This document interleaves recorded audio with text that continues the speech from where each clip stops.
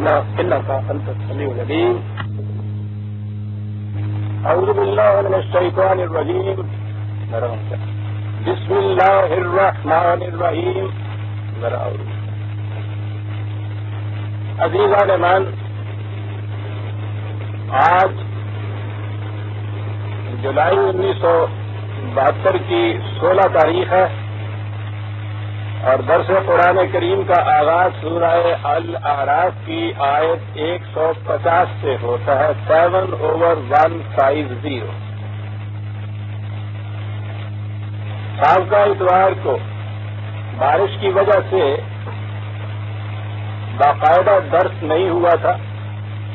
جو احباب جمع ہو گئے تھے تو ہم نے وہ سوال جواب کی ایک نجی مجلس منعقد کر لی تھی. اس لیے جو احباب پچھلی دفعہ تشریف نہیں لائے تھے وہ یہ نہ سمجھیں کہ درمیان میں ایک درس سے وہ محروم رہ گئے. درس کا سلسلہ وہیں سے شروع ہو رہا ہے جہاں ہم نے گزشتہ سے وابستہ جو اتوار تھا وہاں ختم کیا تھا. 150 سے داستان بنی اسرائیل مسلسل چلی آ رہی ہے. مقام وہ آ گیا تھا کہ جہاں حضرت موسیٰ علیہ السلام کچھ دن کے لیے قوم سے الگ ہوئے تو بس انہوں نے ادھر منہ موڑا اور یہ پھر اپنی اسی ہوئے غلامی کے اندر لوٹ گئے.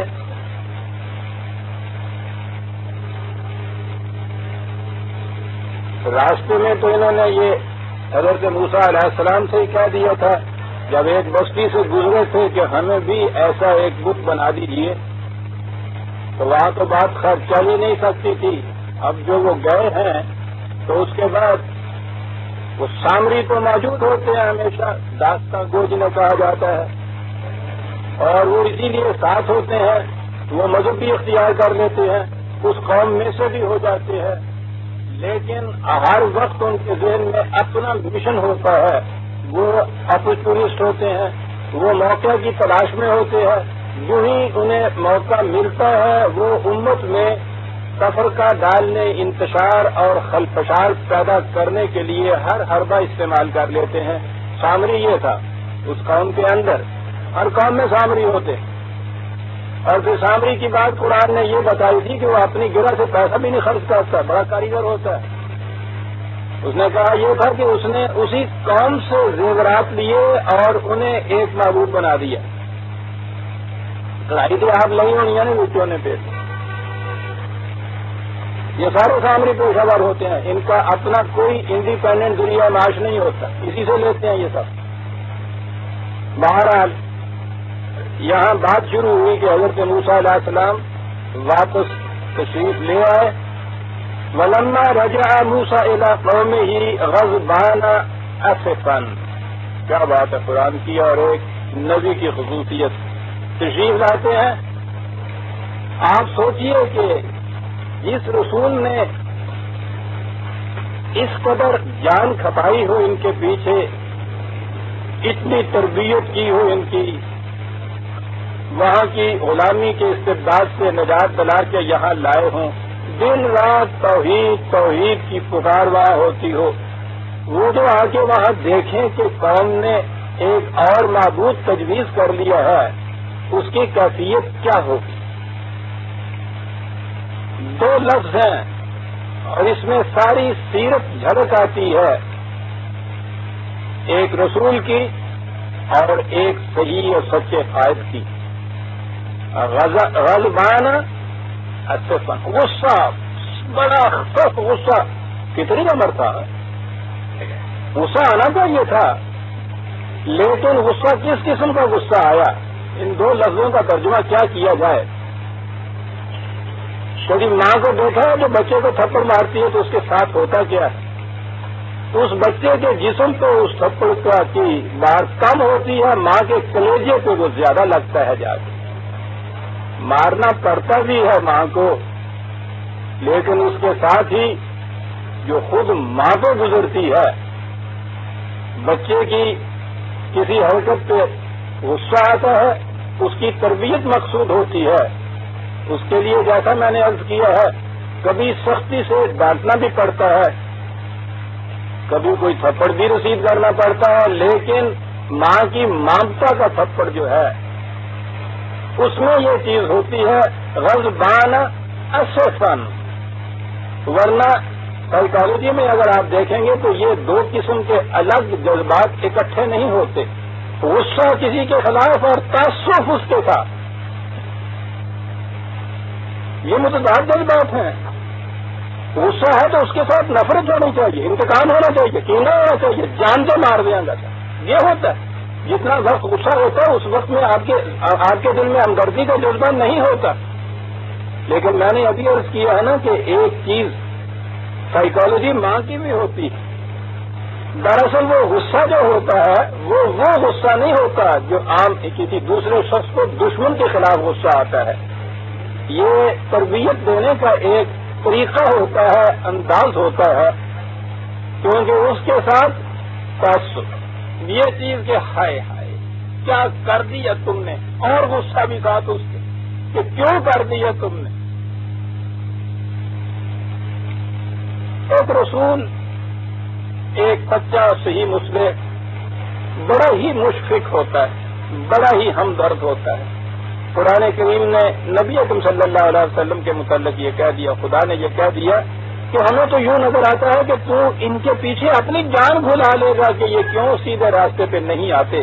سیدھے راستے پہ وہ نہیں آتے، جان بھلا لے گا تو اپنی طرح. یہ جو ہے کہ وہ دوسرے اگر سیدھے راستے پہ نہیں آتے تو یہ جان بھلا لیں.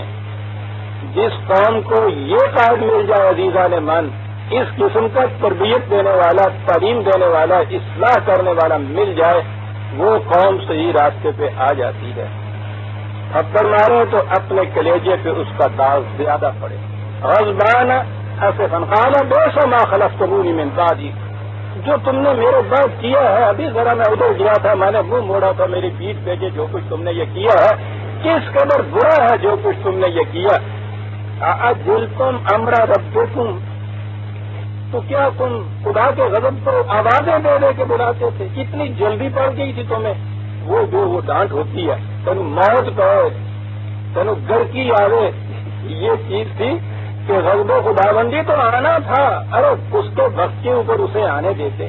اتنی بھی اجلت تمہیں کیا تھی کہ بلا کے گھر اور اس کا اپنا ستیہ ناش تم نے کیا. بڑی جلدی تم نے کی، اس کے بڑی اجلت تھی تمہیں اس معاملے کے اندر کا. کہیں دور نہ ہو جائے ہماری تباہی میں. آپ دیکھیں کتنا نیچرل ہے یہ طریق جو قرآن بتا رہا ہے، ایک ہمدرد مشفق ناصح کا. وَأَلْقَى الْأَلْوَاحَ، تو میں نے عرض کیا تھا پچھلی دفعہ کہ وہ اس زمانے میں تعلیم جو تھی، یہ تختیاں ہوتی تھی کلے کی، مٹی کی، ان کے اوپر یا ان کو مرتسم کر دیا جاتا تھا، لکھا جاتا تھا، یا اس میں گیلی مٹی کے اندر قلم سے گاڑ لیا جاتا تھا. بہرحال وہ الواح ان کے پاس تھی. یہ الواح اب آثار قدیمہ کے جو حفریات ہیں، خدائیوں سے جو نکل رہے ہیں، ان میں یہ الواح اس زمانے کی نکل رہی ہیں. اس دور میں اس طرح سے محفوظ رکھتے تھے تحریر کو. الواح کو ایک طرف رکھ دیا ہوا، اخذ براس اخیہ یجرہ الیہ، سب سے پہلا غصہ تو بھائی پر آیا. یاد رکھیے یہ بھائی بھی نبی ہے، پہلا غصہ تو بھائی پہ آیا، سے پکڑ لی، پھینکا اپنی طرف. یہ ہے وہ غضبان کی صورت جو ہے. ٹھیک ہے، اس کے ساتھ تعلق صرف امت کا نہیں ہے، اس کے ساتھ ایک بھائی ہونے کا بھی تعلق ہے. اس طرح حق پہنچتا ہے. یہ کیا،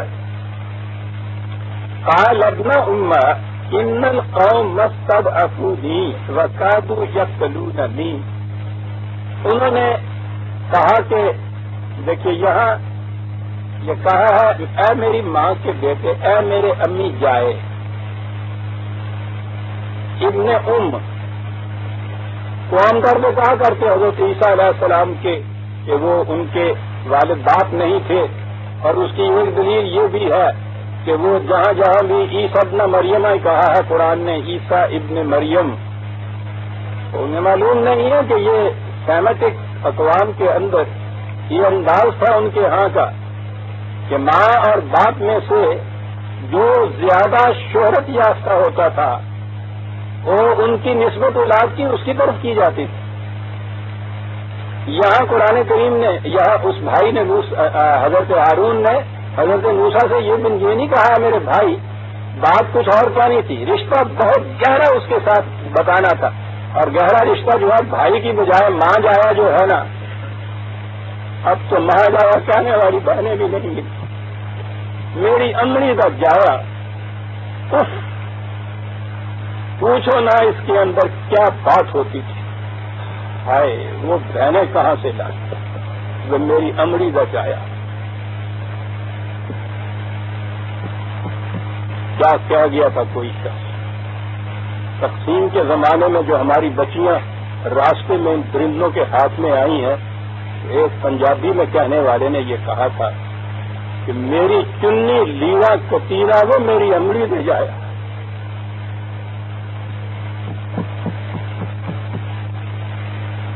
کیا مقام آ جاتے ہیں، کہا ہے میری امڑی دے جایا، آہا ہا، قربان جائیں یہ انبیاء کی باتیں، اور خدا ہو اس قرآن کی اس بات کے اوپر، کہاں کیا چیز لاتا ہے۔ ہاں تو میں کہہ یہ رہا تھا کہ ان میں یہ انداز تھا، وہ نسبت کیا کرتے تھے، اگر ماں زیادہ معاشرے کے اندر شہرت کی، عزت کی، مقام بلند کی مالک ہے، ماں کی طرف نسبت ہوا کرتی تھی۔ حضرت موسیٰ علیہ السلام، حضرت ہارون علیہ السلام کے قصے میں آپ دیکھیے باپ کا کہیں ذکر ہی نہیں آتا، کہیں ذکر نہیں آتا، پہلے دن ماں ہی کی طرف نسبت ہوتی ہے۔ یہی بنی اسرائیل تھے، یہی چیز حضرت عیسیٰ علیہ السلام کی تھی، ان کی والدہ جو ہیں وہ معاشرے کے اندر مقام بلند رکھتی تھی۔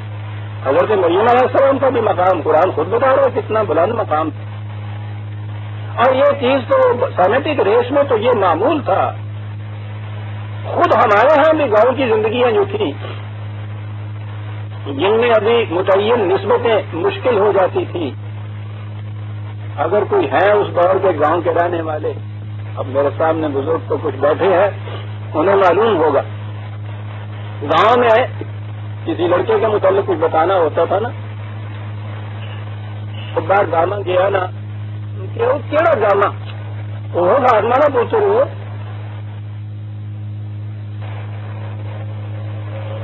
یہ نہیں تھا کہ وہ معاذ اللہ بن باپ کا ہوتا تھا، فاطمہ کا منڈا، اور اپنی کیا گانا منڈا کی نہ وہ جو آیا ہے جاتی، گاؤں میں تو ہمارے یہاں نام نہیں ہوتا تھا،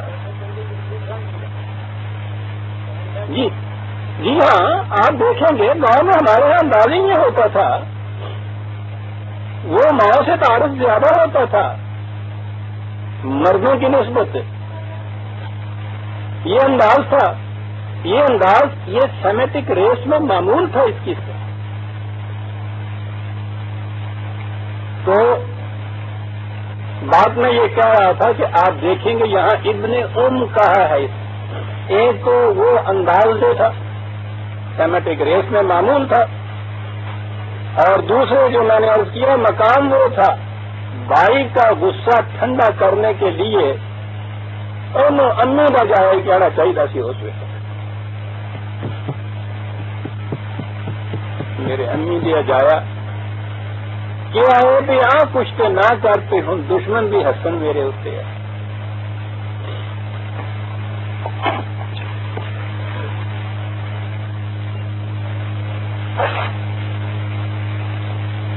فلا تشمت بالآداب ولا تجیم القوم الظالمین، مجھے اسی قوم میں سے شمار تو نہ کر دے، یہ تو نہ کر کہ دشمن ہنسے اس بات کے اوپر۔ میں یہاں اکیلا تھا، قوم پورا یہ جتھا تھا، کمزور تھا، بکھری ہوئی تھی، اس سامری نے جذبات کو اتنا ان کے برانگیختہ کر دیا تھا کہ بے حد مشتعل ہو چکے تھے یہ۔ یہاں تو یہی بات کہی، لیکن عزیزان من جیسا میں نے پچھلی دفعہ کہا تھا، دوسرے مقام پہ قرآن کریم نے وہ وجہ بتا دی ہے، اور میں سمجھتا ہوں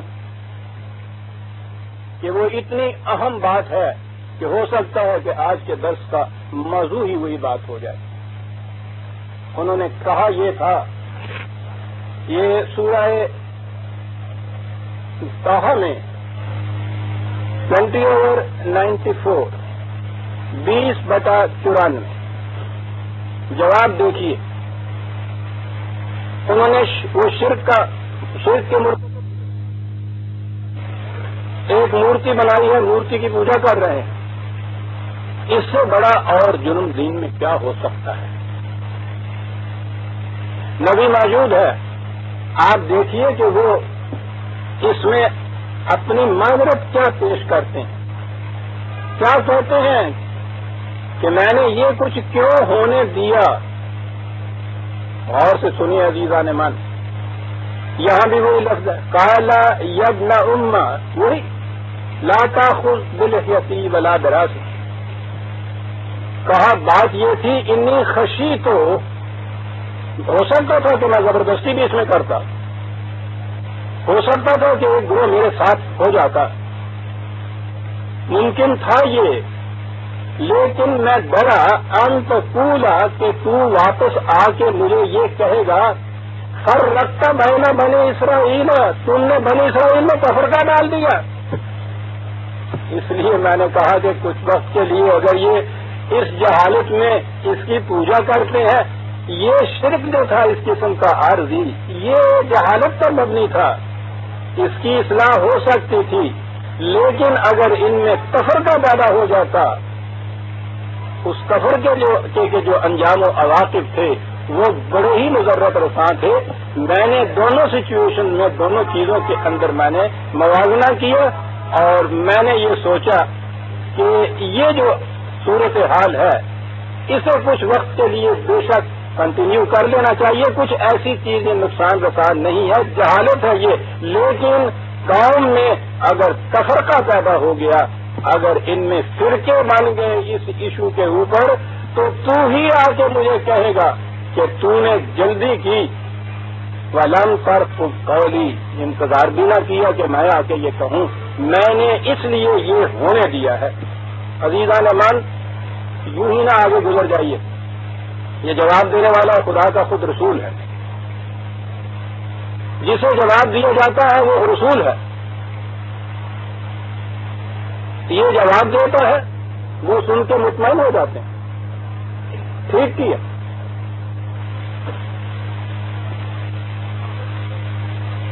تفرقہ نہ پیدا ہو جائے. اور یہ ہے وہ چیز جو میں نے کہا تھا کہ اتنی اہم ہے کہ درس کا ایک موضوع کیا عمر بھر اس کے اوپر بس دیتے رہے پھر بھی وہ کم ہے. یہ باتیں جس پر اکثر آ گئی ہیں، آتی رہتی ہیں، کہ میں سمجھتا ہوں کہ کتنی باری کیوں نہ آئیں، یہ دین کا اصل الاصول ہے. اب جو بات سامنے آ گئی ہے تو ذرا مجھے تفصیل سے کہہ لینے دیجیے، اس لیے بھی کہ اب عمر کے تقاضے سے ایسا معلوم ہوتا ہے کہ شاید یہ اس کے بعد پھر نئے سرے سے درس کی باری تو نہیں آئے گی. دوسری بار جو ہم نے اب بھی شروع کر رکھا ہے نا، لیکن اب جو آ گئی ہے یہ سامنے چیز، تو بات واضح ہو جانی چاہیے. اور ابھی میں عرض کروں گا عزیزان من، قرآن کریم کی آیات میرے سامنے ہے، پہلے یہ سن لیجیے اور آخر میں جب قرآن کی آیات آئیں تو آپ دیکھ لیجیے گا کہ میں نے یہ کیا کیا ہے. جس قوم میں، جس امت کے اندر فرقے ہوں اس میں اسلام نہیں ہوتا. یہ 4 لفظ لکھ رکھیے گا.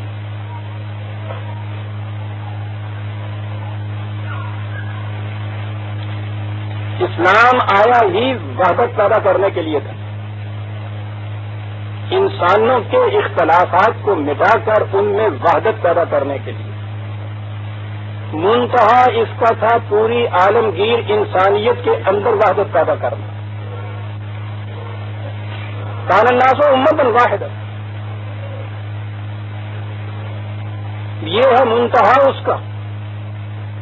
وہ ایمان کے اشتراک سے، نظریے کے اشتراک سے، جسے آئیڈیالوجی اب کہا جاتا ہے، اس کے اشتراک سے قلوب اور نگاہ میں ہم آہنگی پیدا کر کے وحدت پیدا کرنا چاہتا ہے عالمگیر انسانیت کے اندر، منتہا یہ ہے، اور اس کے لیے ابتدا کرتا ہے اپنے پروگرام کی ایک امت کی تشکیل سے۔ اگر اس امت کے اندر وحدت نہ رہے وہ منتہا تک کیا پہنچے گی؟ دین کا پروگرام فیل ہو گیا۔ جسے کہا ہے نا میں نے کہ اس میں اسلام نہیں رہتا، وہ یہ ہے کہ دین کا ایک مقصد ہے، اسلام کا ایک منتہا ہے، وہ مطلوب ہے ایک اس کا۔ وہ یوں ہی یہ چیز نہیں انفرادی طور پہ میں نے کچھ مان لیا اس نے کچھ کر لیا، وہ ایک منظم پروگرام دیتا ہے، اور پروگرام ہے وحدت۔ یہ خدا کو ایک ماننا یہ کیوں اتنا ضروری ہے؟ وہ خدا کی توحید سے وحدت پیدا کرتا ہے۔ خدا کی توحید سے یہ معنی نہیں ہے کہ میں نے کہہ دیا اللہ ایک ہے، آپ نے بھی کہہ دیا اللہ ایک ہے، اور اس کے بعد دونوں الگ الگ فرقوں سے متعلق ہو گئے۔ یہ اللہ ایک نہیں رہتا اس طرح۔ اللہ ایک، اللہ کے ساتھ نسبت ہی ہماری اس کے قوانین اور احکام و اصول و اقدار اور اس کی کتاب سے ہے۔ اللہ ایک کے معنی یہ ہے کہ جو بھی یہ کہنے والے ہیں وہ اس کے اس ضابطۂ حیات کو اپنی زندگی کا منتہا قرار دیں گے۔ میں نے بھی دیا، آپ نے بھی دیا، آپ نے بھی دیا، اس اشتراک سے ہم ایک ہو گئے۔ یہ ہے ذہنی وحدت، فکری وحدت۔ میں بھی وہی تسلیم کرتا ہوں، آپ بھی وہی تسلیم کرتے ہیں، فکری وحدت ہے۔ یہ فکری وحدت ابھی عمل میں نہیں آئی، یہ عمل میں آتی ہے رسول کی نسبت سے۔ جب یہ فکری وحدت والے ایک رسول کی امت اپنے آپ کو بناتے ہیں تو پھر یہ ایک متحدہ امت وجود میں آ جاتی ہے، قوم بن جاتی ہے۔ رسول کی نسبت کے بغیر قوم عملاً نہیں بنتی، اور نہ نظری طور پہ، ذہنی طور پہ، عقیدے کے طور پہ اگر اس چیز کو مانا جائے تو عملاً اس کا کچھ فائدہ نہیں ہوتا۔ عملاً وہ قوم ایک قوم بنتی ہے رسول کی نسبت سے۔ ایک عیسائی حضرت عیسیٰ علیہ السلام سے لے کر پہلے انبیاء بنی اسرائیل جتنے ہیں سب کو مانتا ہے۔ ان کی تو جسے بائبل کہتے ہیں اس بائبل میں ان کا اپنا انجیل کا حصہ تو تھوڑا سا ہے، وہ پہلے انبیاء صاحبہ کی ساری کتابوں کا مجموعہ ہے جسے وہ اولڈ ٹیسٹمنٹ کہتے ہیں، وہ ان کی انجیل کے ساتھ ہوتا ہے۔ جب وہ گاسپل یا بائبل کہتا ہے تو دونوں مجموعوں کو کہتا ہے، وہ مان رہا ہوتا ہے۔ لیکن ایک یہودی میں اور عیسائی میں فرق کیا ہوتا ہے؟ یہودی حضرت عیسیٰ علیہ السلام کو نبی نہیں مانتا، عیسائی انہیں نبی مانتا ہے۔ ایک عیسائی وہ سب کچھ مانتا ہے جو یہودی مانتا ہے، لیکن اس چیز کے ساتھ کہ اس نے ایک اور نبی کو نبی تسلیم کیا، الگ امت بن گیا، الگ قوم بن گیا۔ اور ایک عیسائی جب مسلمان ہوتا ہے تو ہم مسلمان تو قرآن کی روح سے، قرآن نے ہمیں یہ کہا ہے کہ جتنے انبیاء کرام ہیں ان تمام کو تم خدا کے سچے رسول مانو، اور اس انداز سے مانو تمہیں انہیں کہ لا نفرق بین احد من رسلہ، ہم ان میں تفریق ہی نہیں کرتے۔ آپ سوچئے اس انداز سے ان کو ماننا۔ لیکن یہاں تک اگر آپ نے مانا ہے تو زیادہ سے زیادہ ایک عیسائی کے مقام تک ہوئے۔ جب آپ نے محمد صلی اللہ علیہ وسلم کی طرف اپنی نسبت کر دی امت کی تو آپ عیسائی نہیں رہے، اب ایک نئی امت کے فرد بن گئے۔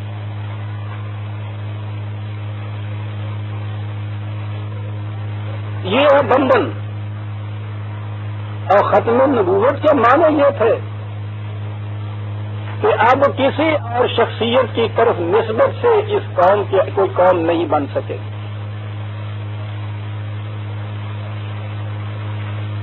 ایک خدا کا قانون، ایک رسول کی طرف نسبت، خدا کی وہ کتاب بھی آخری، مکمل، غیر متبدل، اس کا یہ رسول بھی آخری، قیامت تک کے لیے، وحدت کے لیے اور کیا چاہیے عزیزان من؟ ذہنی نظری عقیدے کی وحدت خدا کی کتاب کی روح سے، عملاً ایک قوم کی تشکیل اس کے رسول کی طرف نسبت سے، اس قوم کے اندر تفرقے کے معنی کیا ہیں؟ میں پھر عرض کر دوں، تفرقہ ہمیشہ کسی شخصیت کی طرف نسبت کرنے سے پیدا ہوتا ہے۔ میں آتا ہوں قرآن کی آیات کی طرف، لیکن میں پہلے یہ چیزیں اصولاً بیان کر لوں، بات رکھیے گا۔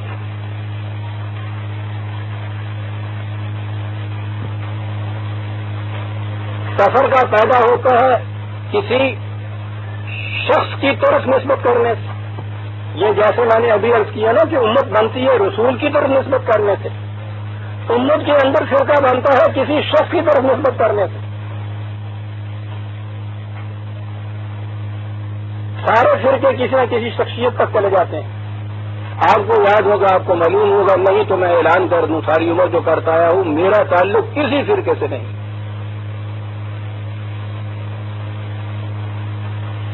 اس کے فرقے ہونے کی حیثیت سے مجھے اس سے کوئی دشمنی بھی نہیں ہے، میں اسے خلاف اسلام سمجھتا ہوں۔ قرآن کریم کی تعلیم کی بنا پہ ابھی آیات سامنے لاتا ہوں، اس کا اعلان کرتے چلا جاتا ہوں۔ اس لیے اگر میں کسی فرقے کے کسی عقیدے کے متعلق ہوں تو یہ نہیں کہ میں کسی دوسرے فرقے کا آدمی ہوں اس لیے اس فرقے کی مخالفت کر رہا ہوں۔ ہر فرقے کی مخالفت کرتا ہوں کیونکہ قرآن کی تعلیم کے خلاف ہے۔ میں کیا یہ رہا تھا کہ فرقہ بنتا ہے کسی شخصیت کی نسبت سے۔ عام طور پہ کہا جاتا ہے، اہل حدیث حضرات کہتے ہیں کہ ہم تو شخصیت کی طرف نسبت نہیں کرتے، ہم تو رسول اللہ صلی اللہ علیہ وسلم کا جو عمل ہے، جو سنت ہے، اس کا اتباع کرتے ہیں۔ لیکن آپ کو معلوم ہے کہ ان کا عقیدہ کیا ہے؟ سنت رسول اللہ تو احادیث کے مجموعوں کے اندر ہے، 6 مجموعے تو ان لوگوں نے خود کہہ دیا کہ یہ صحیح ہے، 6 صحیح مجموعے۔ ان کا عقیدہ یہ ہے کہ صرف مسلم اور بخاری وہ 2 ہیں، مسلم اور بخاری کی کسی ایک حدیث کا انکار وہ کہتے ہیں کفر۔ وہ جو باقی 4 رہ جاتے ہیں نا، وہ خود ان کے ہاں کے، ان کی کوئی حدیث ان کے نزدیک ایسی قابل اعتماد نہیں ہے۔ یہ 2 امام بخاری، وہ سب سے پہلے ان کے امام بخاری ہی، مسلم بھی دوسرے درجے پہ ان کے ہاں آتے ہیں، لیکن بہرحال صحیح ہے ان کو تو وہ یہ کہتے ہیں۔ فقہ میں تو بات ہی ساری کسی نہ کسی امام پہ جاتی، اس کے بعد وہ فقہ بھی بنتی، اس کے بعد وہ یعنی فقہ کے اندر تو نام ہی اس نسبت سے ہے، حنفی امام ابو حنیفہ کے، شافعی امام شافعی کے، حنبلی امام حنبل کے، مالکی امام مالک کے، کسی شخصیت پہ جا کے بات اٹھ جاتی۔ شخصیت کو ختم کرنے کے لیے ختم نبوت تھی، وما محمد اللہ رسول قد خلت من قبلہ الرسل۔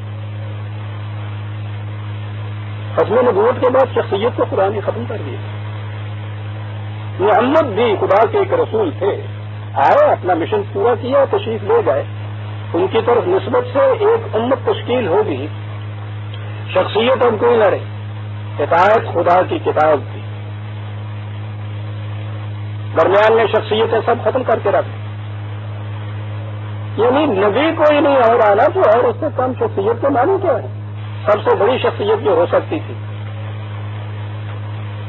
یوں وحدت انسانیہ کی طرف پہلا قدم اٹھایا قرآن نے، ہیرو ورشپ ختم ہو گئی، شخصیت کوئی نہیں اب اس کے بعد۔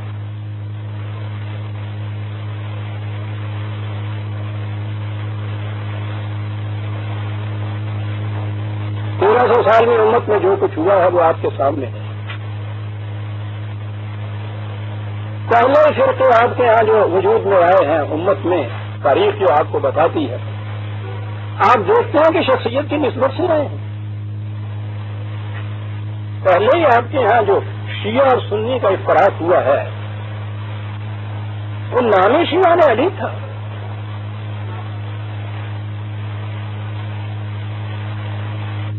اور بعد اس کے بعد آگے شخصیتوں کے ساتھ چلی۔ جتنے قدر کے آپ کے یہاں پیدا ہوئے ہیں وہ کسی نہ کسی شخصیت تک جا کے ختم ہو جاتے ہیں۔ انداز من دون اللہ قرآن نے کہا، خدا سے بڑے ہی ند دودھ جیسے خدا بناتے ہونا تو چاہیے تھا الی ربک منتہا، انتہا تو رب ہونا چاہیے نا، نہ کہ اس سے بڑے ہی من دون اللہ، اس سے بڑے ہی انداز، یہ سارے ند ہیں۔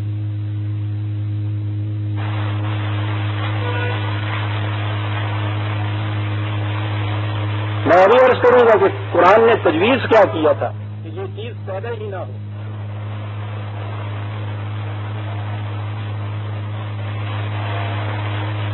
آئیے پہلے قرآن کی آیتیں لیں، میں نے سوچ لیا ہے کہ اس کو اس کے بعد عرض کروں۔ قرآن کی تعلیم کیا تھی؟ 3/102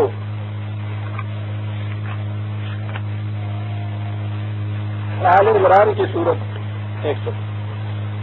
وَاعْتَصِمُوا بِحَبْلِ اللَّهِ جَمِيعًا، عام ترجمہ خدا کی رسی کو مضبوطی سے تھامو، اور آگے لفظ ہے اعتصامی کو کم چیز نہیں تھی، جمیعہ، یہ انفرادی چیز نہیں ہے، اجتماعی چیز ہے، الگ الگ فرقوں کی بات نہیں ہے کہ اس نے اس رسی کو تھام دیا، اس نے اس رسی کو تھام دیا۔ حبل اللہ تو ہے ہی واحد، ایک ہی ہے، سب نے مل کر ایک کو تھامنا ہے۔ بنیاد آگے وحدت کی اس میں یہ مثبت تھا، واعتصموا بعبد اللہ جمیعا۔ اس کے بعد اس بات کے لیے کہ ہوا کیا کرتا ہے، آگے اس کی وضاحت کر دی کہ ولا تفرقوا، فرقے نہ پیدا کر لینا، تفرقہ نہ پیدا کر لینا۔ وہ جمیعہ کی تشریح خود کر دی۔ مثبت اور منفی دونوں طریقوں سے ایک چیز کی تاکید بڑی ہی دلچسپ ہوا کرتی، ولا تفرقوا۔ اور اس کے بعد پھر بتایا کہ ہم نے کیوں ایسا کہا ہے۔ واذکروا نعمت اللہ علیکم اذ کنتم اعداء، خدا کی اس نعمت کو یاد کرو کہ اس سے پوچھتے تم آپس میں پھٹے ہوئے، عدوۃً، جیسا میں نے کہا ہے وہ ایک لکڑی ہوتی ہے نا، لکڑیاں جب پھاڑتے ہیں تو وہ ایک زج جسے کہتے ہیں، وہ دو لکڑیوں کے درمیان دے دیتے ہیں، وہ لکڑیاں بیکار ہوتی ہیں ملنے کے لیے، زج نکل جائے تو ٹھا کر کے ملتی ہیں آپس، اتنی شدت سے بیکار ہوتی ہیں ملنے کے لیے، درمیان میں ایک اس کے زج دی جاتی ہے، وہ ان کو ملنے ہی نہیں دیتی۔ کچر کھانا تو مجھے معلوم تھا، شاید پنجابی چیز ہے، کچر سے بھی بات نہیں بنتی کیونکہ وہ کچر لگتی ہوئی اور ہوتی ہے وہ۔ یہ وہ چیز جو ہے یہ ہے جہاں سے یہ ادا کا لفظ، یعنی لاکھ شدت ہو تم میں ملنے کی، وہ ملنے ہی نہ دیتا، تو تمہاری کیفیت یہ تھی۔ کون نہیں جانتا کہ اختلاف اور تفرقہ جو ہے کتنا نقصان دہ ہوتا ہے؟ کون نہیں بھائی بھائی کی طرح رہنا چاہتا؟ کون نہیں ملنا چاہتا؟ وہ ہے نا وہ لکڑیوں کی شدت ملنے کی، لیکن درمیان میں ایک وج ہوتی، فرقے میں یہ وج وہ شخصیت ہوتی ہے، یاد رکھیں۔ ولا تفرقوا واذکروا نعمت اللہ علیکم اذ کنتم اعداء فألف بین قلوبکم۔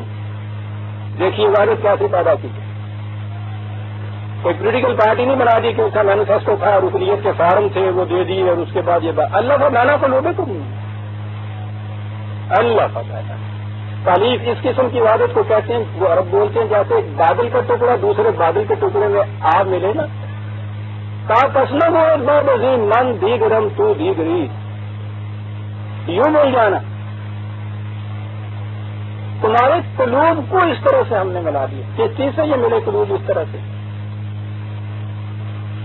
یہ وحدت جو تھی نظریے کی، آئیڈیالوجی کی، ایمان کی، خدا کی توحید کی، کہ ایک ذات کا ہے جس کے مطابق ہم نے زندگی پیدا کرنی، اس دل میں بھی یہ جذبہ، اس دل میں بھی یہ جذبہ، دل مل گئے، دلانے ملن نال سے سب کچھ مل جائے۔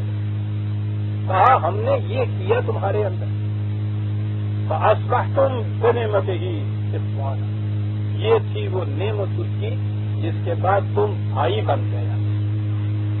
وَكُنْتُمْ عَلَىٰ شَفَا حُفْرَةٍ مِّنَ النَّارِ، ارے سوچو تم تباہی کے جہنم کے کنارے پہ پہنچ چکے تھے، بس ایک قدم اور آگے جاتا اور کہہ رہے تھے تم خان کا تم نے خیر کے تمہیں ہم نے پیچھے لیا، یہ کیا ڈرامٹک چیز ہے۔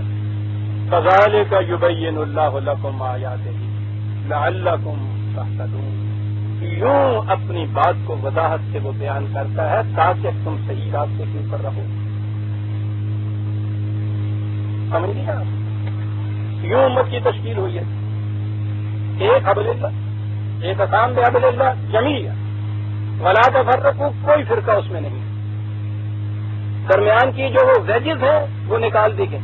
قلوب کو ملا دیا گیا وحدت سے اس آئیڈیالوجی. تم جہنم کے کنارے پہ پہنچ چکے ہوئے تھے، لے آئے واپس تمہیں. یہ نہ رہے گا جہنم کے اندر چلے جاؤ. سیدھی سی بات. پہلی بنیادی چیز عزیزہ نے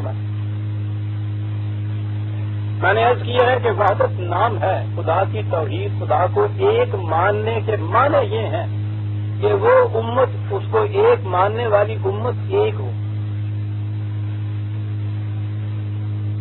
خدا کو مان کر ایک بننے والی بات کا تو ہمیں معلوم نہیں، تجربہ ہی نہیں، دیکھا ہی نہیں ہم نے. سب خدا کو مان رہے ہیں یہ 70 کروڑ مسلمان جو ہے، باقی دنیا کو تو چھوڑ دیجیے. بہرحال رسول کی نسبت سے امت بھی تو ایک کہلا رہے ہیں. یہ ان میں ہے یہ عبادت.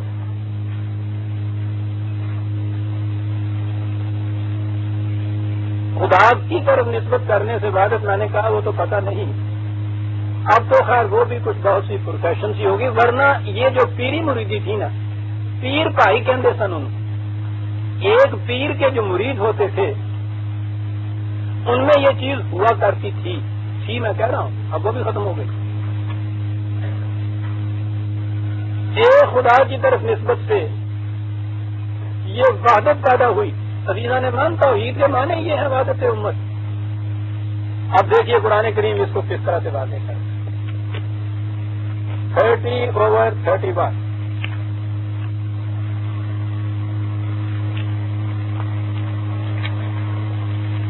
30/30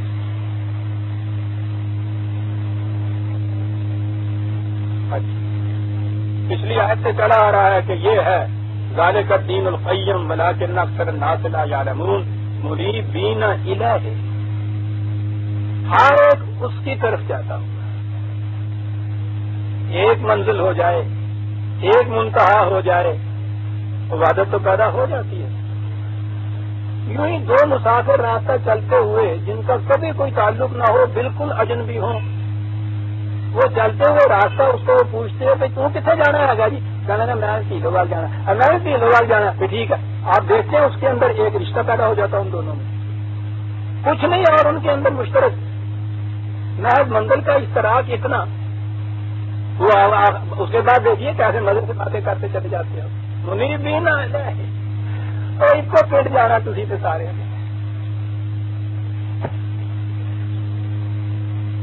ایک منزل رکھو نا، واتقوہ، اس سفر کے کرتے رہو. طریقہ اس کا واقیم الصلاۃ، یہ صلاۃ ہے. اب پھر میں یہاں آؤں گا تو آ جائے گی بات سر. نماز نہیں مانتا، نماز نو تے ماننا تو نماز جو کچھ کر دیا انہوں نے مانتا. وہ کہہ رہا ہے یہ کہ وحدت پیدا ہوگی صلاۃ کے ذریعے سے.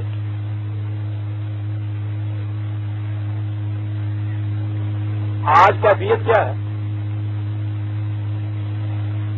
انارکلی چلے جائیے، سینکڑوں ہزاروں انسان ایک ریلو، ایک ہجوم طوفان کی طرح، سیلاب کی طرح ادھر سے ادھر چلا جا رہا ہے. آپ کسی کو نہیں پہچان سکتے ان میں سے کہ یہ کوئی الگ ہے، یہ اس سے الگ ہے، یہ کوئی الگ ہے. بالکل نہیں. لباس بھی خواہ ان کے الگ ہو، وجہ قطع بھی ان کے الگ ہو، ان کو خرید و فروخت بھی الگ کر رہے ہوں، ان میں تفرقہ نہیں پیدا ہوتا تھا. معاف رکھیے گا، بدقسمتی سے اذان ہو جائے، 4 اس مسجد میں، 2 اس مسجد میں، 10 اس مسجد کے اندر، یہ دینداروں کی بات کہہ رہا ہوں، فوراً ان میں سے آپ دیکھیں گے تفرقہ ہو گیا. اور پہچان لیا آپ نے ایسا ہی حدیث نے جی اور چینیاں والی بھی جاننے میں. اچھا جی یہ ہنفی ہوں نے جی، ہنفی بھی دیوبندی ہوں نے جی، ادھر جانے اچھا جی ٹھیک ہے جی، یہ بریلوی ہوں کہ نہیں. یعنی آپ نے فوراً پہچان لیا. ایک اذان سے اس نے کہا تھا منیبین الیہ، یہ گئے ہیں اس کی طرف.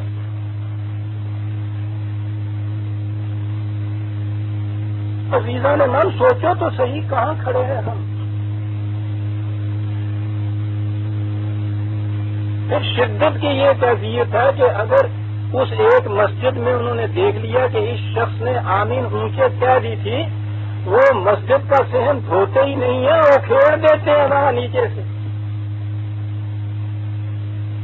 وہ کہتا تھا کہ مسلم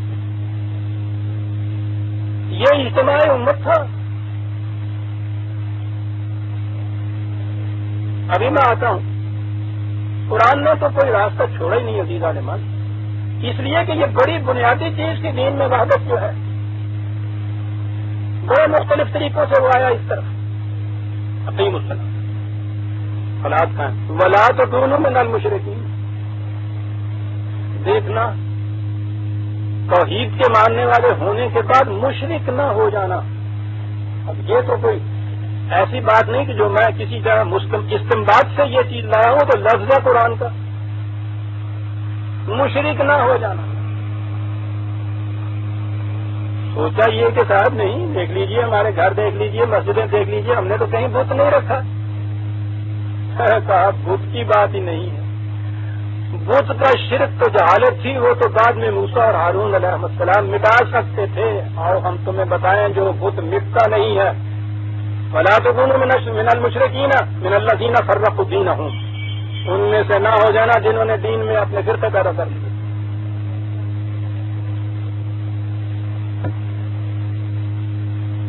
ٹھیک ہے عزیزان من، لگا دیجئے پرویز سے کفر کا فتویٰ، لگا دیجئے، اس سے تو نہیں آپ بچ سکتے.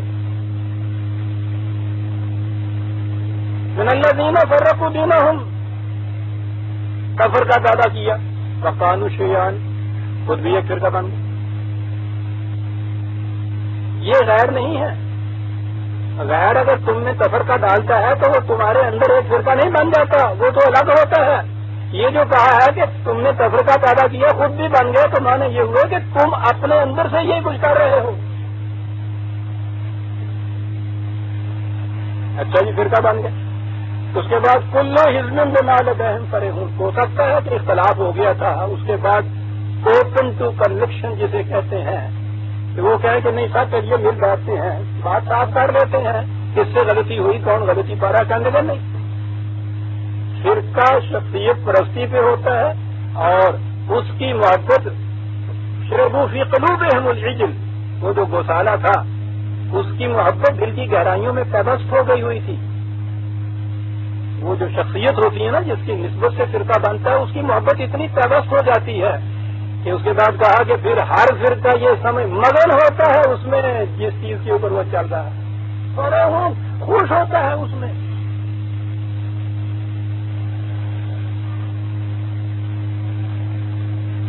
آپ دیکھتے ہیں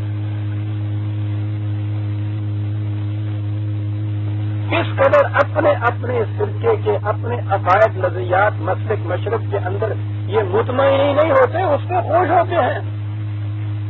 دلی میں ہم نے ایک دفعہ دیکھا کہ ایک جلوس نکل رہا تھا،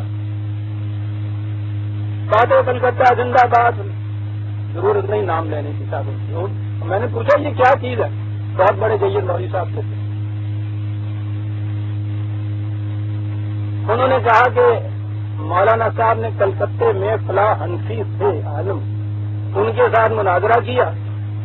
مناظرے میں بعد متشابہات سے محکمات تک پہنچ گئی، گالیاں بھی دی انہوں نے، کوئی دنگا فساد ہوا، وہاں مقدمہ چلا، یہ قید ہو گئے. اور وہ کہنے لگے کہ الحمدللہ آج وہاں سے رہائی کے بعد آئے ہیں، ان کا جلوس نکل رہا ہے، فاتح کلکتہ زندہ باد، کل حزب بما لدیہم فرحون. جنہوں نے قید کرایا ہوگا وہ خوش ہوں گے کہ دیکھا نا یہ چھوٹ کے آیا ہے تو یہ اس پہ خوش ہے، اس کا فرقہ گالیاں دی تھی اس میں قید ہو گیا تھا، اور روز ہوتا ہے ہمارے یہاں پہ. اب تو خیر مناظرے کم ہوتے ہیں، مباحثے کم ہوتے ہیں، ورنہ پوچھو نہیں کیسے جلوس نکلا کرتے تھے. کلو حزب بما لدیہم، ہر ایک کی ان میں یہ حالت ہوتی ہے جو میں نے عرض کیا تھا عزیزان من، کہ جس قوم کے اندر، امت کے اندر فرقے آ جائیں اس میں اسلام نہیں رہتا. کلو حزب بما لدیہم فرحون قرآن کا.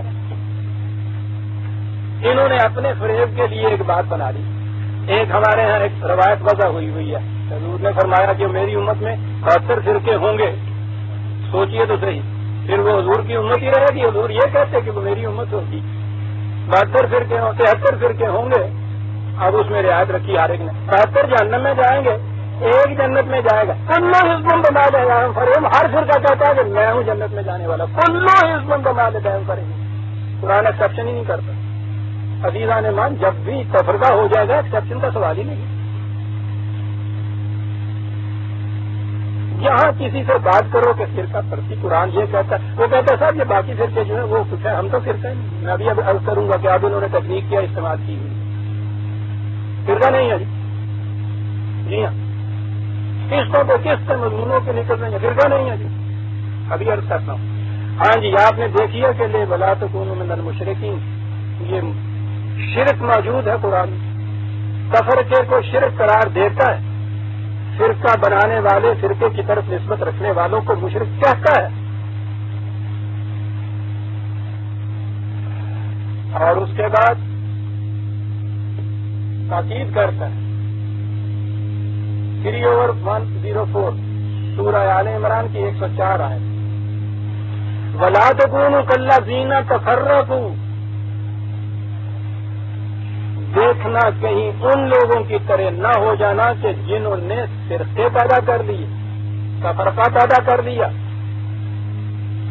کہتے ہیں جی وہ تفرقہ اور چیز ہوتی ہے، یہ تو کچھ اختلافی مسائل ہیں جن میں یہ چیز ہے. وہ دیکھتا نہیں قرآن ہے یہ، وہ چور کو نہیں چور کی ماں کو مارتا. بلا تفرقوا، انہوں نے کہا جی اختلافی مسائل ہے، کہا واختلفوا، یعنی جنہوں نے اختلاف کیا. چل بچوں کیسے جانا. واختلفوا من بعد ما جاءهم البینات، جہالت کی بات اور تھی.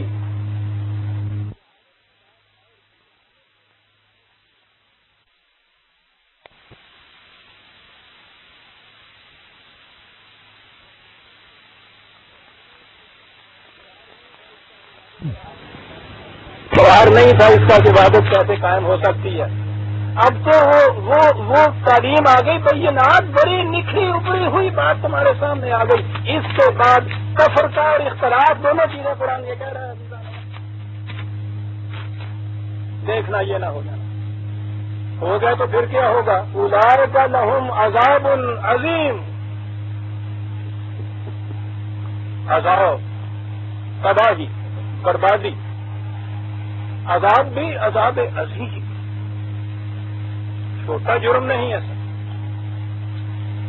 ہاں، اگلی آیت میں ہے وہ عذاب عظیم کہ جس میں روح سیاہی ہوگی. تصوّرت وجوہ، روح سیاہی ہوگی دنیا میں، منہ کالے ہو جائیں گے.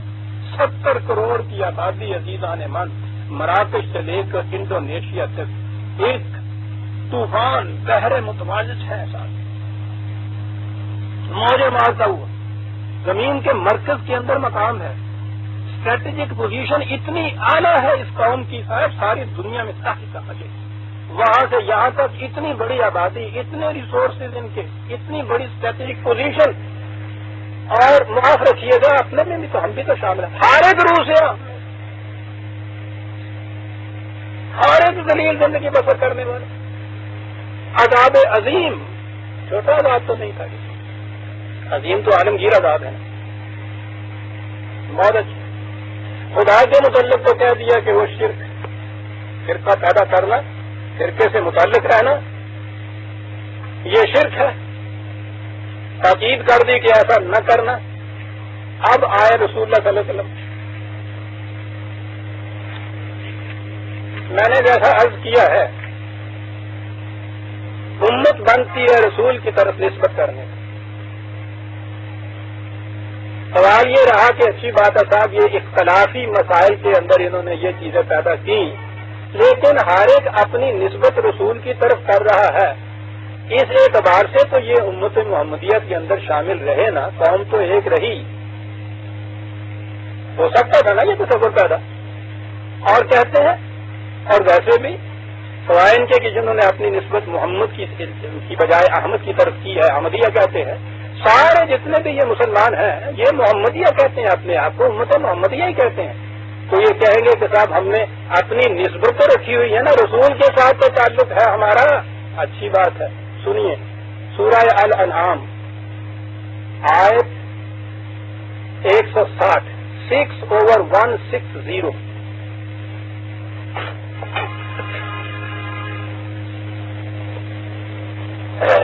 رسول کے ساتھ نسبت کر رہے ہیں نا آپ اپنی. سنیے کیا کہتا ہے، کہتا جب بھی آپ کی نسبت کسی شخص کی طرف ہو گئی، رسول سے نسبت کٹ گئی. سنیے قرآن کی آیات کے الفاظ کیا ہے، ان الذین فرقوا دینہم وکانوا شیعا، جو لوگ دین میں فرقہ پیدا کر لیں اور گروہ بن بیٹھے. اے رسول عزیزان من، غور سے سنیے گا یہ الفاظ اور چیخ معروفیے گا، اے رسول لست منہم فی شیء، تیرا ان سے کوئی تعلق نہیں ہے. اور رسول کے تعلق سے تو امت واحدہ بننی تھی. الگ الگ فرقے بناتے ہو، رسول کے ساتھ تعلق قائم کرتے ہو اپنا. عزیزان من، سمجھنے کی بات ہے. الگ فرقہ مشرقی پاکستان اب بنا ہے نا، آپ کہیں گے کہ صاحب فرقہ کیا بنا ہے؟ دین تو ہوتا یہ ہے، یہ تو مذہب ہے جس کے اندر آپ کہتے ہیں یہ نظری اختلاف ہے، یہ عقائد کی اختلاف ہے. دین تو ایک امت کا نام ہے، ایک تنظیم کا نام ہے، ایک قوم کا نام ہے، ایک مملکت کا نام ہے، ایک قانون کی وحدت کا نام ہے. اس میں تفرقہ ہونے کے بعد کٹ گیا نا. مثال کے طور پہ میں عرض کرتا ہوں، پاکستان کی ایک مرکزیت تھی، ایک اس میں سے کٹ گیا، وہ اپنی نسبت ہی پاکستان کی طرف نہیں کرتا. یہ جو کہہ رہے ہیں بنگلہ دیش تسلیم نہ کرو، یہ ابھی یہ کہہ رہے ہیں کہ نسبت اس کی پاکستان کی طرف رکھیں. وہ جو کہتے ہیں کہ ہمیں تسلیم کر دو، الگ ہے، یہ نسبت کٹتی ہے. دین میں دیکھیے نسبت کیسے کٹتی ہے. ان الذین فرقوا دینہم وکانوا شیعا لست منہم، فرقہ بنایا امت میں تو اے رسول تیرا ان سے کوئی تعلق نہ رہا. یہ سب الگ الگ امتیں ہیں عزیزان مان، جتنے فرقے ہیں. امت محمدی یہ باقی نہیں رہتی. لست منہم فی شیء انما امرهم الی اللہ ثم ینبئہم بما کانوا یفعلون. چھوڑو ان کو، ہم نپٹ لیں گے ان سے اور انہیں بتائیں گے کہ تم نے کیا کیا. ہم بتائیں گے انہیں کہ کیا کیا. سن رہے ہیں آپ عزیزان نے؟ یہ مذہب کی بات نہیں ہے کہ صاحب اس نے عقیدہ کچھ ایسا رکھ لیا تو کیا، اس نے ایسا عقیدہ رکھ لیا تو کیا. دین ایک نظام کا نام ہے، ایک تنظیم کا نام ہے. وہ ایک امت بناتا ہے، ایک مملکت بناتا ہے، ایک کوڈ آف لائف دیتا ہے، ایک ذاتہ زندگی دیتا ہے.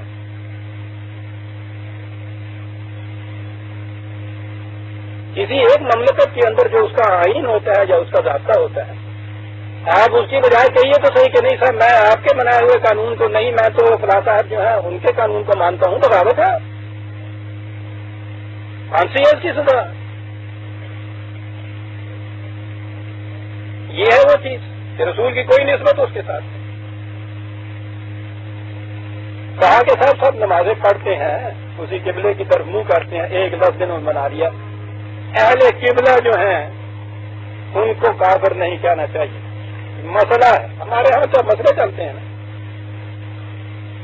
مسئلہ ہے اہل قبلے سے مراد کیا تھا؟ قرآن کریم کی روح سے قبلہ تھا آپ کے ہاں کی سینٹرل اتھارٹی، سینٹرل گورنمنٹ، مرکز امت کا، پورے نظام کا مرکز. کیا حسین الفاظ ہیں. دنیا میں تم کہیں بھی جاؤ اپنی نگاہ کا رخ اس کی طرف رکھو.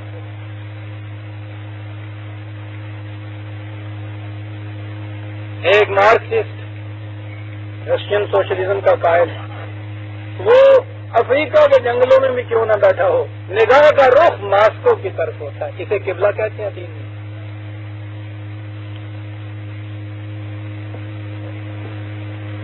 یہ کیا چیز قبلہ کے معنی ہر وقت اپنے سامنے رکھو اس کو،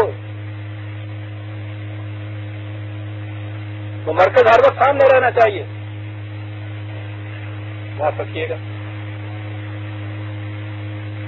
یہ تھی وہ چیز جس کے لیے نبی اکرم صلی اللہ علیہ وسلم قرآن میں یہ ہے کہ تلملاتے تھے کہ مملکت قائم ہم نے کر لی ہے. مرکز تو وہ بتایا گیا ہے، کعبہ جو ہے توحید کا مرکز وہ دوسروں کی تولیت کے اندر ہے. کہا گیا گھبراؤ نہیں، تمہاری تولیت میں آئے گا، اس کے بغیر یہ جو ہے آپ کے یہاں کی مملکت، یہ تنظیم یہ مکمل نہیں ہوتی. ہوگی. حکم یہ دیا کہ جہاں کہیں بھی دنیا میں تم مسلمان ہو اپنا رخ اس کی طرف رکھو. یہ تھا دین. ماسک کو نگاہ میں رہے تمہارے، ہر وقت تمہاری نگاہ میں جہاں وہ رہے. وہ تو میں بتایا کرتا ہوں. اقبال کے حسین انداز میں ہر بات یہ کہتا ہے. اس امت کے متعلق اس نے یہ کہا تھا کہ امت کی کیفیت اس کی یہ ہوتی ہے کہ پرت در وسط گردوں یگانا. افلاک کی وسطوں میں ناپیدا کنار جو ہے ان کے اندر وہ پرندہ اڑتا رہتا ہے تنہا منفرد، لگا کوئی نہیں اس کا کھا سکتا. لیکن نگاہ او بشاخ آشیانہ، 1000 میل کے اوپر بھی چلا جائے تو نگاہ میں آشیانے کی شاخ رہتی ہے، شام کو وہاں لوٹ کے آتا ہے. اسے قبلہ کہتے ہیں. اس شاخ آشیانہ کو قبلہ کہتے ہیں. نگاہ او وہ جو ہر وقت سامنے رکھو اپنے، لفظی معنی قبلہ کے لیے. نگاہ او بشاخ آشیانہ یہ ہے وحدت قبلہ.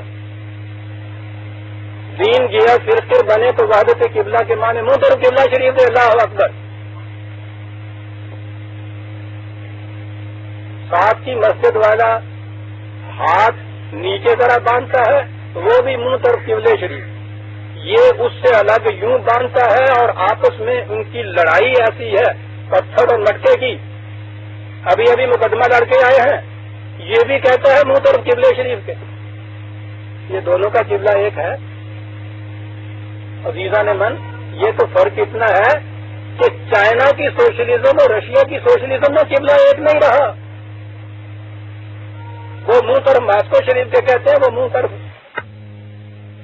ایک قبلہ نہیں رہا. آپ کے یہاں یعنی کچھ نہ پتہ ہی نہیں کہ ہم کیا کہہ رہے ہیں کیا کر رہے ہیں. اور جب یہاں سے بات یوں چلی تو اب صاحب یہ مختلف فرقے جو ہیں یہ کس طرح سے قرآن ان کو مشرک کہتا ہے، قرآن ان کو کافر کہتا ہے، یہ شرک ہے، یہ برا سب کچھ کہتا ہے. انہوں نے کہا کہ نہیں صاحب یہ تو بڑی بری بات ہے. بڑی بری بات ہے، بڑی بری بات ہے. اللہ میاں کو چلے سمجھانے پڑھانے کہ اصل میں یہ ہے کہ اہل قبلہ کو کبھی کافر نہ کرے. اہل قبلہ سے مانے نماز میں ذرا یہ کیا دیتی منہ طرف قبلہ شریف.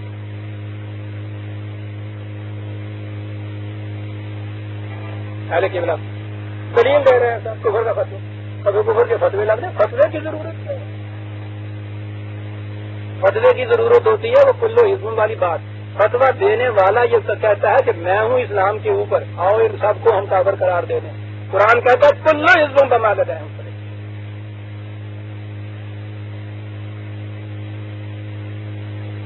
ہاں جی، نماز پڑھ رہے ہیں منہ طرف قبلہ شریف سے کہہ رہے ہیں تو اس سے یہ ہے کہ صاحب یہ ہے اصل چیز. ابھی ابھی میں نے یہ عرض کیا تھا کہ وہی صلاۃ جس کے لیے قرآن نے کہا تھا کہ تمہاری وحدت کا یہ محسوس مظہر ہوگی.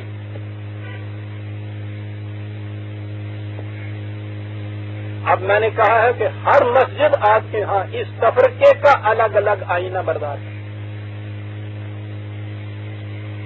وہی صلاۃ جس سے وحدت کا مظہر ہونا تھا آپ کے تفریقی کی شہادتیں دیتی کہتے صاحب اس میں تو کوئی بری بات نہیں ہم کرتے نا. مسجد ہے نماز پڑھتے ہیں قبلے کی طرف. قرآن کہتا ہے کہ ہاں اور تمہیں بتائیں ایک مسجد بنی تھی سورہ توبہ 107 9/107. مسجد کی بات سن لیجیے عزیزان من. منہ پر قبلہ شریف کے کہنے والے انہوں نے بت کدہ نہیں بنایا تھا. والذین اتخذوا مسجدا ضرارا وکفرا وتفریقا بین المؤمنین. کہا کہ یہ انہوں نے مسجد بنائی. وہ مسجد کہتا ہے اسے مسجد ہی بنائی. اب سنیے ہوا یہ تھا کہ یہ جو تھی ان کے ہاں کی یہ وحدت والی چیز کچھ ایسے لوگ تھے جو اس میں تفرقہ پیدا کرنا چاہتے تھے. تفرقہ پیدا کرنے کی ہر تدبیر جب ناکام ہوئی انہوں نے مسجد بنا دی.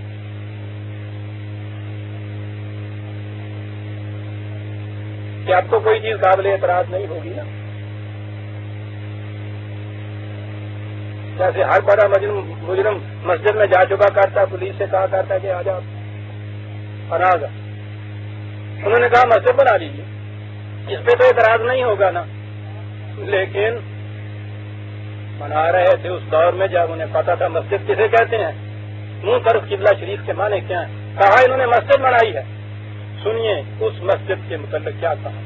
ضرور سرتپا وجہ مضرت, نقصان ہی نقصان. اس کے کیا نقصان کی بات ہوگی. کفرن, تعمیر مسجد کفرن, اندر تو نہیں بنا دیا.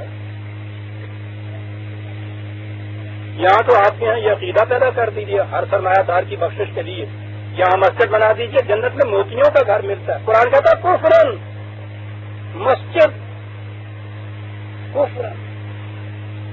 کیسے کفر ہو گیا وہ ہم پہ نہیں چھوڑتا کہ خود ذہن سے فیصلہ کرو. وہ تو ایک لفظ میں بات کر دیتا ہے. تفریقاً بین المومنین, اس لیے کہ یہ مومنین مسلمانوں کے اندر تفرقہ پیدا کر دے گی. کفرن, مسجد جو دو فرقوں کی ہو جائے, قرآن تو کفرن کہتا ہے.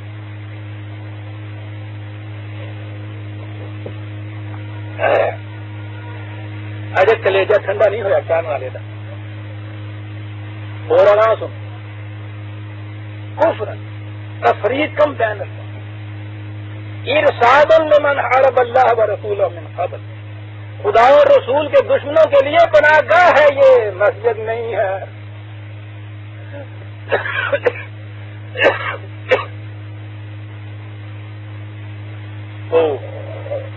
تو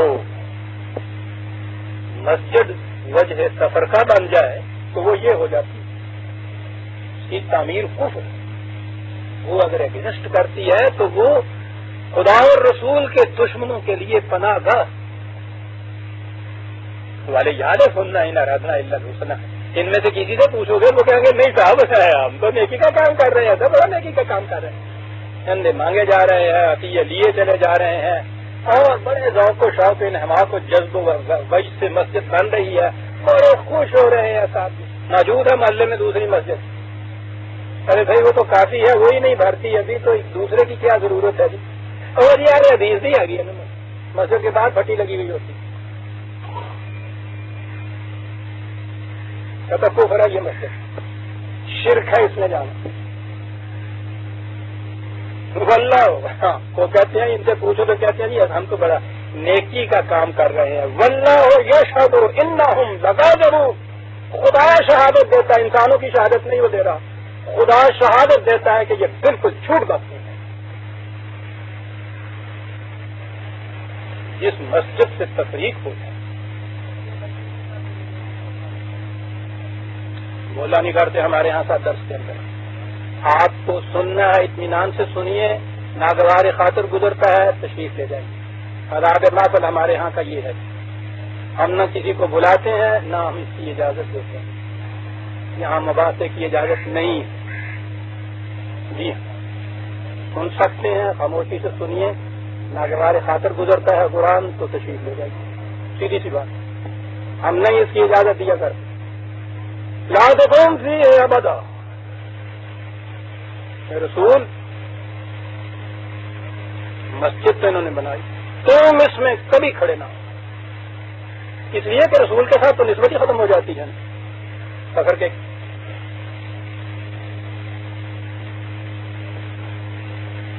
نہ مسجد اسسا علی التقوی من اول یوم احق ان تقوم فیہ, مسجد جس کی بنیاد تقوی کے اوپر ہو, امت میں وحدت کی بات, اسے حق حاصل ہے کہ تم اس میں جاؤ. فیہ رجال یحبون ان یتطہروا واللہ یحب المطہرین, اس میں وہ لوگ جاتے ہیں کہ جو اپنے قلب و نگاہ کو شرک اور کفر سے پاکیزہ رکھتے ہیں. یہی ہے جن کو اللہ پسند کرتا ہے. وہ لوگ اس میں جاتے ہیں. افمن اسس بنیانہ علی تقوی من اللہ ورضوان خیر ام بنیانہ علی شفا جرف ہار.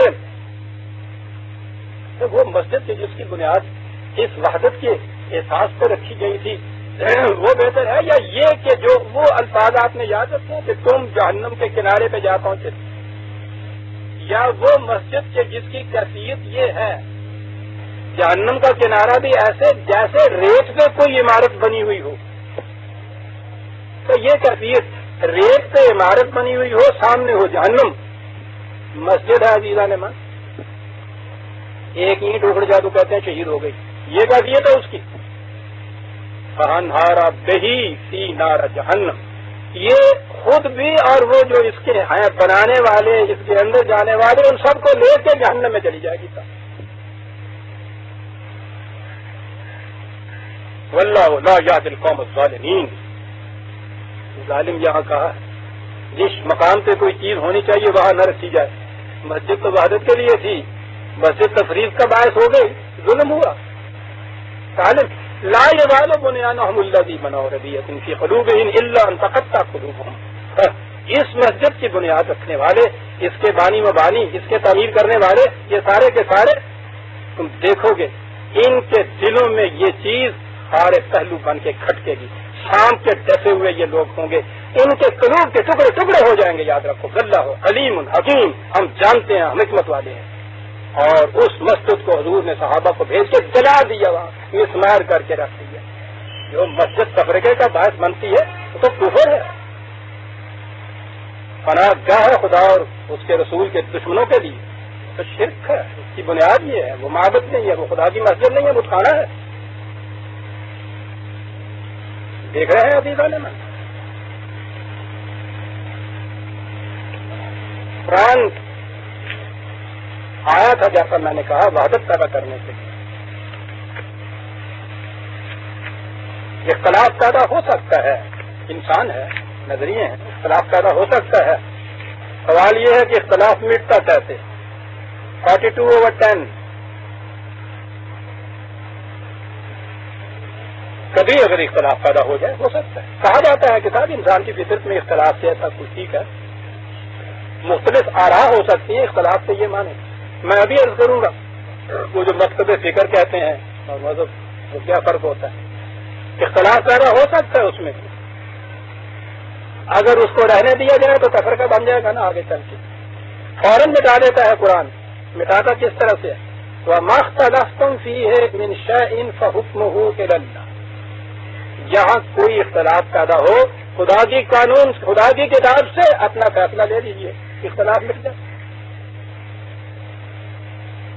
سیدھی سی بات. قرآن نے بار بار یہ دعویٰ کیا ہے کہ میں اختلاف مٹانے کے لیے آیا ہوں. وہ تو نوع انسان کے اختلاف مٹانے کے لیے آتا ہے عزیزان من. اختلاف مٹانے کے لیے میں آیا.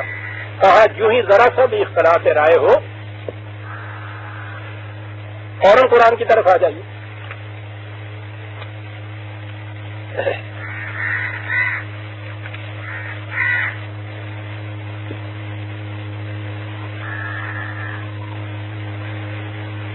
(16/64) وَمَا أَنزَلْنَا عَلَيْكَ الْكِتَابَ إِلَّا لِتُبَيِّنَ لَهُمُ الَّذِي اخْتَلَفُوا فِيهِ وَهُدًى وَرَحْمَةً لِقَوْمٍ يُؤْمِنُونَ.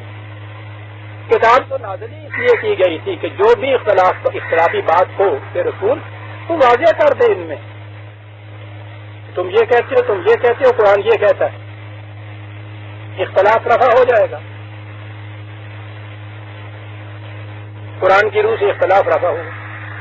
اب آئی وہ بات جو میں کہتا تھا کہ بعد میں کریں گے.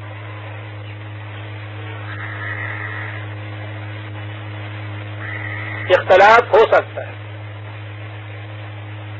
رفع کرنے کا طریق یہ بتایا. اب بھی یہ چیز وہ کرتے ہیں کہ ہاں ٹھیک ہے صاحب ٹھیک ہے، چلیے قرآن کو لے لیتے ہیں. اگرچہ قرآن کریم کے ساتھ اور چیزوں کو بھی وہ لے لیتے ہیں، حدیث کو لے لیتے ہیں، فقہ کو لے لیتے ہیں. چلیے قرآن کو بھی لے. وہ کہتے ہیں کہ صاحب یہ آپ کی تعبیر ہے قرآن، یہ آپ کی تعبیر ہے قرآن.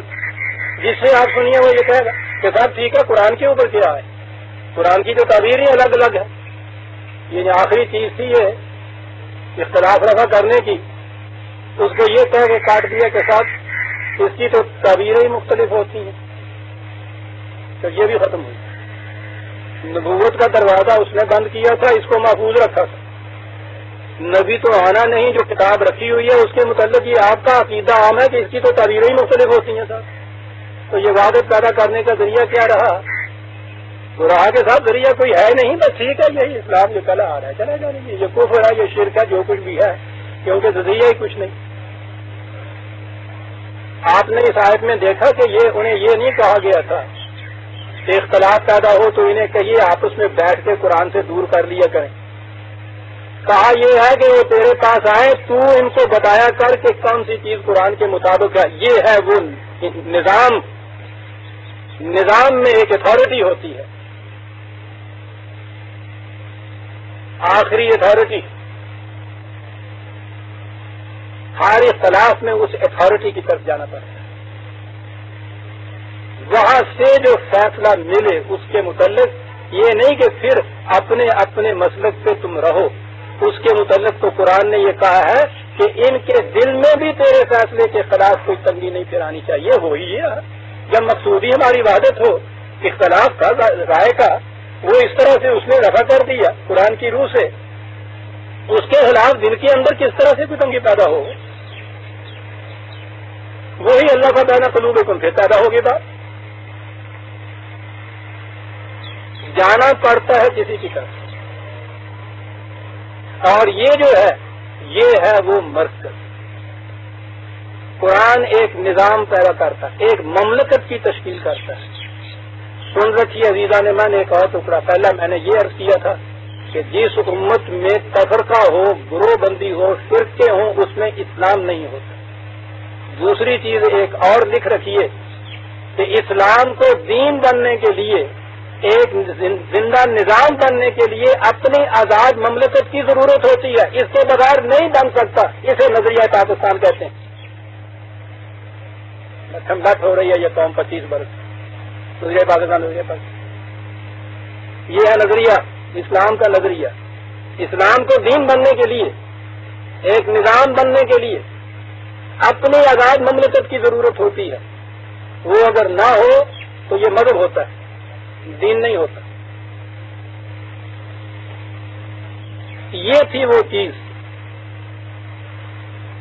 نہیں ہے تو اس مملکت، اس نظام کی تشکیل کے لیے جدوجہد جاری رکھی جائے گی، کوشش کی جائے گی، وہ بھی ایک نظام کے تابع ہوگی۔ حضور کی مکے کی زندگی مملکت کی کہ تشکیل اور حصول کے لیے مسلسل جدوجہد، زندگی وہ بھی جماعت کی تھی، اس وقت بھی حضور اس کے مرکز سے جماعت کے نہیں تھی ابھی مملکت، تو انہوں نے طے کر لیا تھا کہ ہمارا ایک نظام ہے، نظام کا یہ سربراہ ہے، اس نظام کا یہ مرکز ہے، اس سے فیصلے لینے ہیں۔ قرآن نے یہ کہا تھا۔ مدینے چلے گئے تو وہاں تو مملکت ہی مل گئی۔ پھر تو جیسے عام لفظوں میں کہا جاتا ہے ہیڈ آف دی اسٹیٹ، یہ بھی چیز تھی حضور کی، یہ بھی حیثیت تھی حضور کی۔ ہر اختلافی معاملے میں ادھر رجوع کرو۔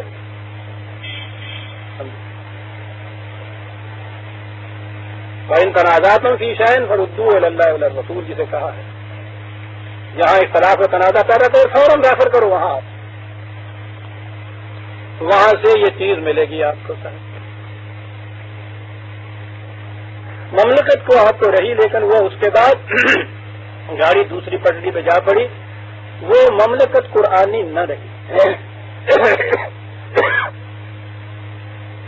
اس میں مذہب الگ ہو گیا، سیاست الگ ہو گئی، سیکولر اسٹیٹ آپ کی رہی۔ یاد رکھیے جسے آپ کہتے ہیں اسلام میں ملوکیت شروع ہو گئی تھی، وہ ملوکیت ہو یا وہ جمہوریت ہو، طریق کوئی بھی ہو، جدا ہو دین سیاست سے تو رہ جاتی ہے چنگیزی۔ یہ نہ کہ ملوکیت شروع ہو گئی تھی، جمہوریت نہیں رہی تھی، پکی جمہوریت بھی رہتی، دین الگ ہو جاتا سیاست سے، چنگیزیت رہ گئی، پھر آپ کے یہاں چنگیزیت آ گئی۔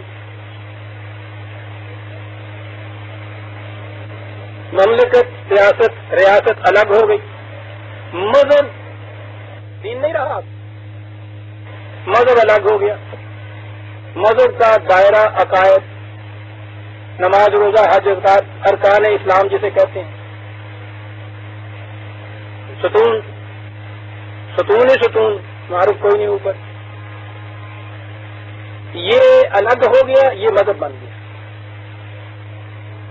اب اس کے اندر وہ جو سینٹرل اتھارٹی آپ کے یہاں تھی، مملکت یا ریاست کے معاملات میں اختلاف کو تو وہ فوراً دبوچتے تھے کہ اس سے مملکت میں ذوق آتا تھا.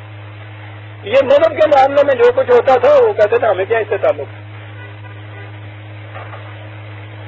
ہوتا رہے. اس میں ان کا بڑا فائدہ تھا. جتنے زیادہ تفرقے اور فرقے اور گروہ بندیاں ہوں گی اتنی صرف ڈبل اس کی ہوگی، اتنے یہ کمزور ہوں گے. مملکت تو چاہتی یہ ہے. قرآن نے حکمت فرعونی یہی بتائی ہے نا. فرعون کرتا یہ تھا کہ اس قوم کو پارٹیوں میں تقسیم کر دیتا تھا اور جھولا جلاتا رہتا تھا. چل دے ڈورے نکل دے آگے، کبھی اسے چڑھا دیا کبھی اسے اتار دیا. یہ ساری حکومتیں کرتی یہ تھی کہ یہ جو مذہب پرست طبقہ تھا اس میں یہ کچھ کرتے رہتے تھے. کبھی ایک فرقے کو ذرا مقرر بنایا، دوسرے کو پیچھے ہٹایا، پھر اس کو لے آیا، اس کو ہٹا دیا. سر پھٹا وہ دن کی چلی جا رہی ہے آپس میں. یہ مذہب تھا، دین اب نہیں رہا تھا. یہی چلا آ رہا ہے آپ کے ہاں آج تک. اس میں کوئی شکل ہی نہیں ہے فرقوں کے مٹ جانے کی، کوئی شکل نہیں. ان کے مٹنے کی شکل وہی ہے جو ابتدا میں نبی اکرم صلی اللہ علیہ وسلم کی وساطت سے ہوئی تھی. مملکت کا نظام قرآنی، ہر اختلافی معاملے کے اندر مرکز جو ہے اس کا فیصلہ.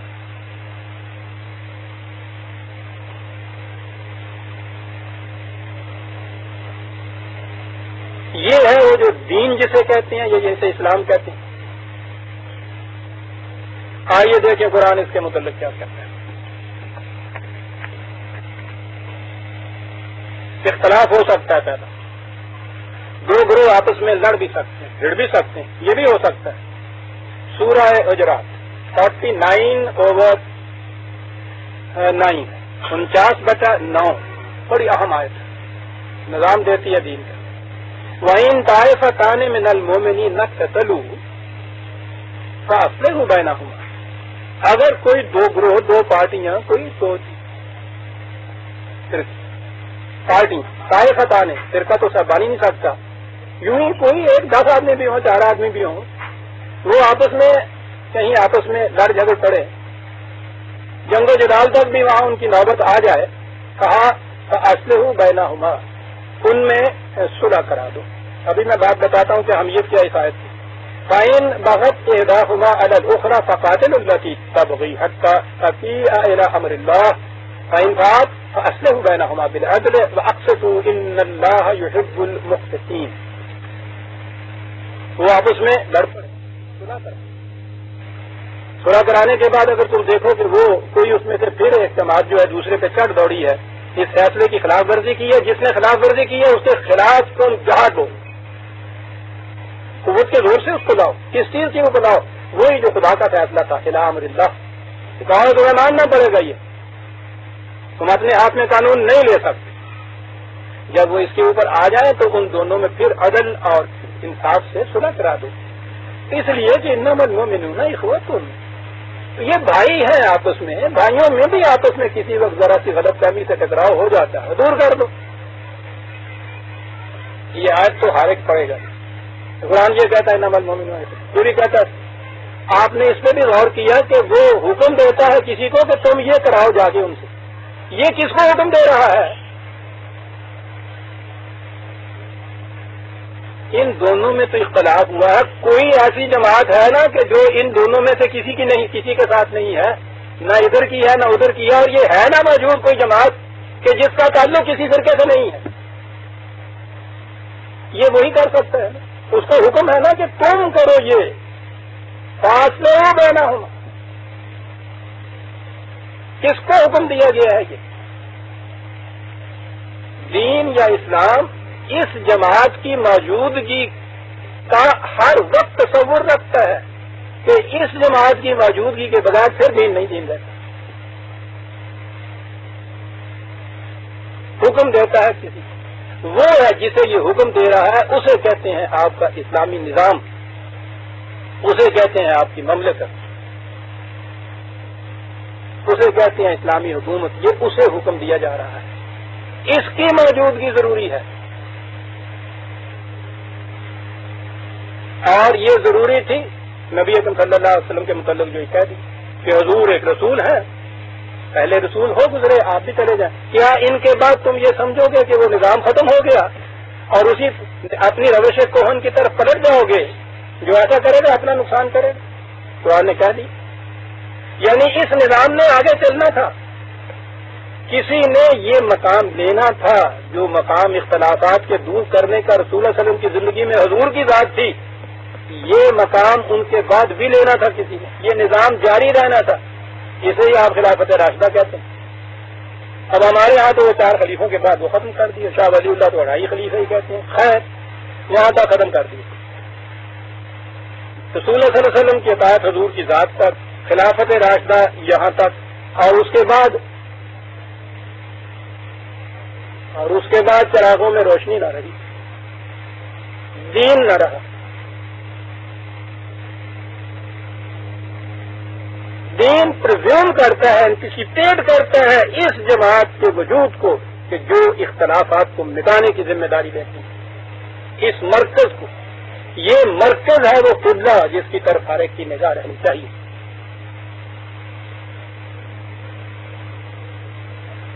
کسی مذہب کے فرقے جو ہے مٹے ہی نہیں آج تک. آپ کے مذہب کے بھی نہیں مٹ سکتے, جتنا جی چاہے زور لگا لیجیے, نہیں مٹ سکتے. یہ جو تھا نا عجز و زمانگی, کچھ درد مندانِ ملتی کی کہہ لیجیے, یہ جو اعتراض شکست تھا نا کہ نہیں مٹ سکتے, نگاہ اس طرف نہیں گئی کہ اس نظام کو قائم کر دیا جائے تو یہ مٹیں گے. نگاہ اس طرف نہیں گئی, نگاہ اس طرف رہی کہ صاحب یہ ہم تو کچھ نہیں کر سکتے, کوئی خدا کی طرف سے آئے تو وہی کچھ کرے. صاحب چلیے تفرقے کی اور ایک نئی اینٹ رکھتے, وہ کچھ کرے صاحب. اب مرد از غیب آئے دو کارے دیکھنا, اعتراف شکست ہے.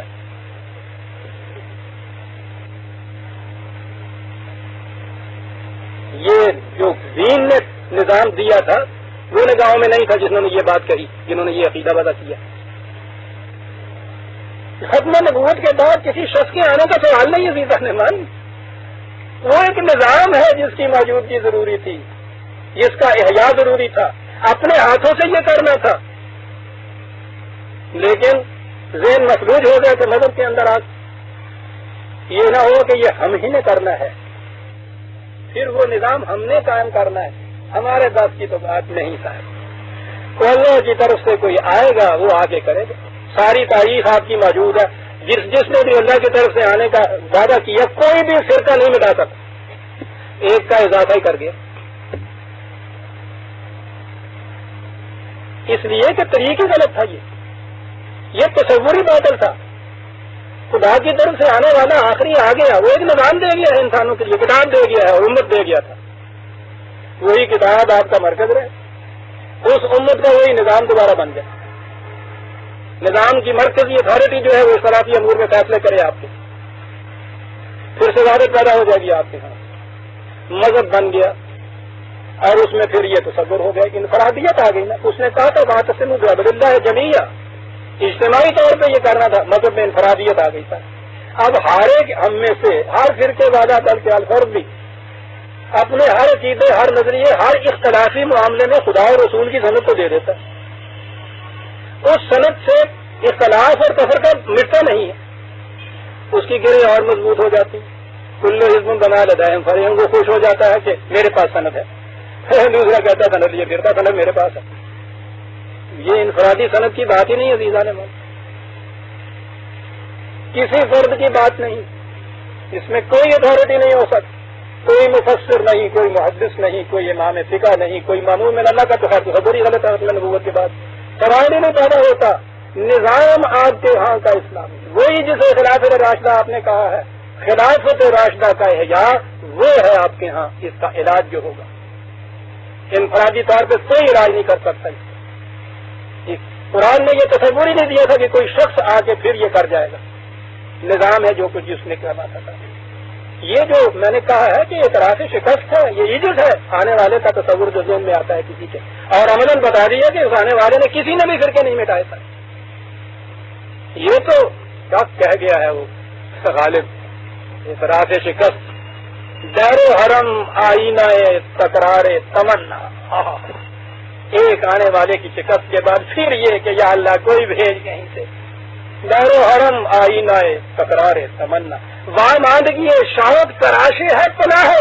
اللہ کیا انداز اس شخص کا تھا. واماندگی شوق، اگر وہ قوت ہوتی نظام کو قائم کرنے کی ضرورت ہی نہیں تھی. واماندگی شوق تو ہے دل میں کہ وحدت پیدا. واماندگی عجز ہے، اعتراف شکست ہے، وہ کیا کرتا ہے؟ پناہ تراشتا پھرتا ہے. یاد رکھیے یہ ساری پناہیں ہیں جو تراشی گئی، یہ آنے والے کے تصورات، ان کی وجہ سے یہ کچھ ہوگا، یہ سات پناہیں تراشی گئی ہیں، اور واماندگی یہ شوق کی تراشی ہوئی ہے. اعتراف شکست ہے عزیزان من. زندہ ملت کسی آنے والے کا انتظار نہیں کرتی. وہ اپنی تقدیر بھی اپنے قوت بازو سے خدا کی رہنمائی میں بدلتی ہے، قوموں کی تقدیریں وہ بدل دیتی ہے، کسی آنے والے کا انتظار نہیں کرتی. اعتراف شکست، اور تجربے نے بتا دیا کہ وہ کوئی نہیں مٹا سکتا اسلام کو اس وحدت کے اوپر کہ جس میں فرقہ کوئی نہ رہے، کوئی نہیں کر سکتا. اور معاف رکھیے گا اگر یہ مان لیں کہ خدا کی طرف سے بھیجے ہوئے تھے استغفر، تو یہ تو خدا کی جو ضرب ہے وہ بھی ناکام ہو جاتی ہے پھر اس کے بعد. یعنی یہ بات کی ہو، یعنی اپنا بھی اس نے مامور بھیج بھی دیا اور وہ بھی نہ مٹا سکا. یہ پھر وہ بھی اسلام میں وحدت نہ پیدا کر سکا، وہ بھی امت کو ایک نہ بنا سکا. تو اگر یہ چیز مان لی جائے کہ خدا نے اپنے پروگرام کے مطابق اس کو بھیجا تھا تو وہ بھی ناکام رہا. یہ ناکامی کس کی ناکامی ہے؟ معاذ اللہ اس کی نہ جس نے اپنے پروگرام کے مطابق اس کو بھیجا تھا. ساری تاریخ آپ کی بتا رہی ہے کہ یہ پروگرام ناکام رہا ہے. خدا کا پروگرام نہیں ہو سکتا عزیزان مان. اس نے تو کہا تھا کہ محمد اللہ کے رسول اور اس کے ساتھ جو ہم نے دین الحق بھیجا ہے یہ ہو رہا ہے الگ دین کل، وہ تمام نظام حیات کے اوپر غالب آ کے رہے گا بلاؤ کرے ہر مشرق. کتنا ہی ناگوار کیوں نہ گزرے ان تفرقہ پیدا کرنے والوں کو. یہ وہ نہیں آئے گا، آنے کا سوال نہیں. یہ عزیزان من طریقہ. قرآن کی آیات آپ کے سامنے اللہ نے حوالے لکھا دیے ہیں، آپ کے جا کے آپ دیکھ لیجیے. لیکن آپ ایک تماشا دیکھیں، جتنے ان کے واعظ ہیں، درس ان کے قرآن کے حدیث کے درس جتنے بھی ہیں آپ دیکھیے گا، ان میں یہ آیتیں جو ہے نا وہ اول تو ان کا جی چاہے گا کہ یہ آئیں ہی نہ درمیان. وہاں میں تو گنجائش ہوتی ہے لاؤ نہ لاؤ، مسلسل درس کے اندر وہاں گنجائش نہیں ہوتی. وہ آتی ہیں اور جہاں آتی ہیں تو اسے کسائی مار کے لگ جانے. فرقے بندی کو خدا نے بڑا یہ دے، یہ وہ فرقہ وہ فرقہ وہ فرقہ، وہ سارے فرقے، یہ نہیں فرقہ. یہ بیٹھا ہوئے اس مسجد والے تھے درس دینے والے کو فرقہ کہتا، وہ اس کو فرقہ کہتا.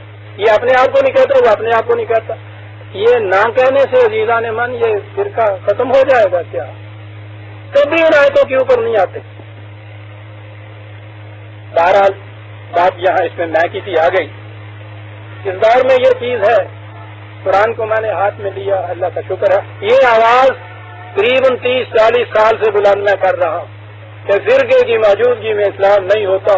وہ بہرحال ایک آواز تھی کسی زمانے میں، تو یہ طوطی کی آواز تھی نقار خانے میں. اللہ کا شکر ہے کہ یہ پھیلی، لوگوں نے انہیں مجبور کر دیا کہ جواب دو.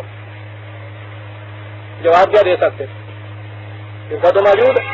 پتہ جواب کیا ہے کہ جی یہ فرقے نہیں ہیں، یہ مکاتب فکر ہے. ہاں ہاں سبحان اللہ. ہاں جی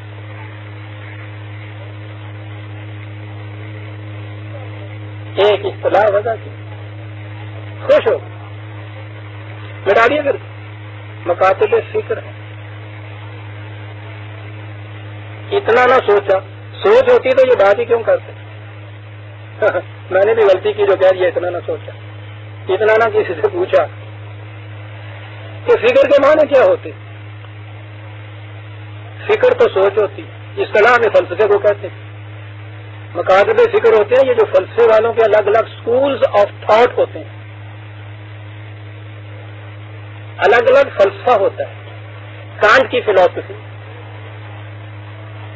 نیچے کی فلسفی، ہیگل کی فلسفی، ان کے ماننے والے لوگ، آپ کے یہاں بھی ابن رشد کے فلسفہ، غزالی کا فلسفہ لے لیں، ان لوگوں کا بھی فلسفہ، اگرچہ ان کا اپنا فلسفہ کوئی نہیں تھا، قرآن تو ایک عملی چیز ہے۔